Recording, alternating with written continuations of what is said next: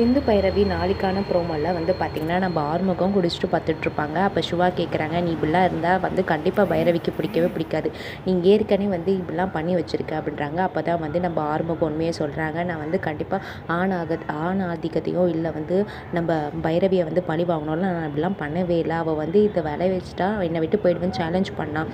அதனால் அவள் எங்கே என்னை விட்டு போயிட போகிறான்னு சொல்லிட்டு தான் நான் இப்படிலாம் பண்ணேன், மற்றபடி நான் வந்து எந்த நோக்கத்தோட இதை பண்ணல அப்படின்றாங்க.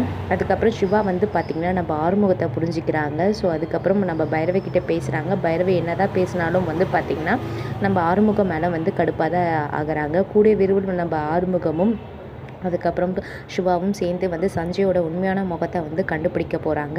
இது நடுவில் வந்து பார்த்திங்கன்னா நம்ம பைரவி வந்து கேஸ் ஃபைல் பண்ணியிருப்பாங்க கோர்ட்டில். ஸோ கோர்ட்டில் வந்து பார்த்திங்கன்னா பைரவி வேணான்றாங்க. நம்ம ஆறுமுகம் வந்து நான் அவங்க கூட தான் சேர்ந்து வாழ்வேன்னு சொல்கிறாங்க. ஸோ வெயிட் பண்ணியிருந்து பார்க்கலாம் இவங்க எப்படி செய்கிறாங்கன்னு சொல்லிட்டு. இதை பற்றி நீங்கள் என்ன நினைக்கிறீங்க? என்னோட கமெண்ட் பாக்ஸில் கமெண்ட் பண்ணுங்கள். நன்றி.